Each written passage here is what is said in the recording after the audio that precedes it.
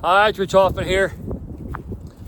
So there's a lot of discussion about H-1B visas and that kind of, how do you acquire workers and, how do you define what an American worker is and what does America first mean when we talk about the global marketplace and where people go for employment and who has the best opportunities. And obviously, when you are the top economy in the world, and people are looking for opportunities in that economy, you're going to get quite a lot of people who come from all corners of the world looking for those opportunities.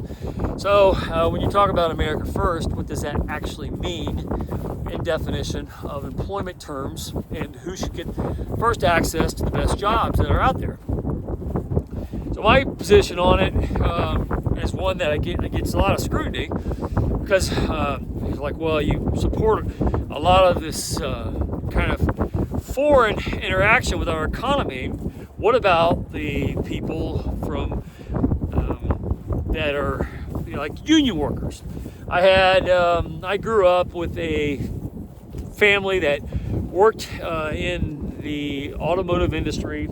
They were big-time union members. That's not why I dislike unions the way I do, because of them, not because of them. I watched it when I was young. Watched and learned what they said around the dinner table about union rights and what they thought worker protections meant. And essentially what it meant was a lack of competition. They didn't want someone coming along who was faster and better than them, pushing them out of a job. And so when you make a comment like, well, why don't the union workers learn to work faster? They're like, well, because then that would be discriminatory against those who can't work so fast. It's all or nothing, collective bargaining, and the bottom tiers of all of us pull together to have everybody equally not so good. And that's how you collectively bargain. That's how people who aren't so inclined can have an equal opportunity at a good job. It's like, well, that's not how you're supposed to build your economic situation. So that's been a stifling attribute to the marketplace for quite a long time, because labor has defined itself incorrectly by these communist proposals, and then they put an American flag around it and then call it America First. And I've always disagreed with it, and I think it's a preposterous way to go about labor assumptions. So I'm not a union guy by any measure, even though a lot of union people have decided to vote for Trump. I like the America First idea. We can all find a way to make it work. That's great. But welcome anybody to the big tent, but there's still the overall problem of competition. Who should get the best jobs and why and when? So I have a unique perspective on this as opposed to other media personalities. I actually have hired lots of people.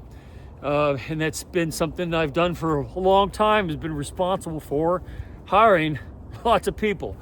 And I can tell you from personal experience that if you go out and you equally try to hire lots of people for various positions, by the time the smoke clears, there are certain kinds of people who end up doing very well and some kind of people who don't. And this is the problem. This is why I am so against marijuana legalization, because we have seen in the United States a serious attack on American lifestyles, and those lifestyles, how they translate over to work ethic. The American work ethic has been decimated from culturally from the inside out. And even going back to the political push for toxic masculinity to eliminate it from society has, in a lot of ways, eroded away the work ethic of people who associate themselves with America First people. Traditional Appalachian type of descendants who have been targeted by progressive politics for years, to either change their gender, their pronouns, their orientation of whatever the ambitions are. There's very little that motivates stronger than to build a strong family and to be the head of that family as a provider. And when you take that away from entire demographics of people through confusing political messages that are progressive in their nature and destructive in the degradation of the family, of course, that's going to have an impact on work ethic and what people do, why they get out of bed in the morning and go do a job. And then when you add on top of that this drug culture where people intoxicate themselves too much, they smoke too much dope, they play too many video games, they've been told you can have all this leisure time, you can do all these things, you can have off every holiday, and but somehow we're going to be a productive, enterprising country. Has been an absolutely ridiculous proposal, and it's been embarrassing to watch play out. But yet you're an employer and you have to go out there and hire people. So who are you going to hire? Are you going to hire the demographics of people that can't even get out of bed every day, can't pass a drug test, and have a hard time working a 40-hour week without being too stressed out? And every time they turn around, they have to be on some meds to help calm their erratic personalities they've been told since they were in grade school that they have. Some of these people are in their 20s and 30s and 40s, and they have hyperactive disorders. They've been diagnosed since they were in kindergarten, and they take medicine on them that has altered the way that they function in life. So they're not motivated to get up out of bed every day to go care for their family. They've been told the government to take care of that. All you have to do is roll out of bed and have Mother Government feed you. And then that's decimated entire generations of people, especially males. So then you're going to go out there and say, okay, America first, give all those people jobs, and it's going to be great. And you hear all these media people go out there and beat on the drum and say, yay, yay, yay. And then you have to actually do it. And it's like, how are you going to pull it off? Because nobody actually shows up for the job. And then you've got people in these jobs, and they're supposed to show up, report for work every day, and they're rolling out of bed whenever they feel like it. Every time the wind blows, they call off work because they can't handle the stress, and they're just not. They just turn out to be not very good workers. So you're supposed to go have all these employers employ all these people who aren't prepared for the marketplace, and they've been destroyed from their educations when they were youthful people through their college years or through those early formative years, and then they end up not being very good people as people, and then they certainly don't make very good employees, and they're unstable at best most of the time. And then that creates a whole series of problems for the employer. And then there's no political answer to that, because you say, well, I'm trying to hire all these people, but they won't show up for work. They can't pass their drug test, and they don't have any long-term plans. And when you destroy the motivations of the American family, and they're on their 4th or 5th marriage, and they have kids by 3 or 4 different women, and then they don't get any money because it's all going to child support, how are you supposed to motivate those people to come to work every day and do good things? So it's a much more complicated story when you have the degradation of society that has destroyed these people's ambitions in life, and then they call it, say, America first, and you got to hire these kinds of people and only these kinds of people, because we're trying to make a statement that's giving those people hope for the future when they've had their dreams stolen from them before they were hardly children.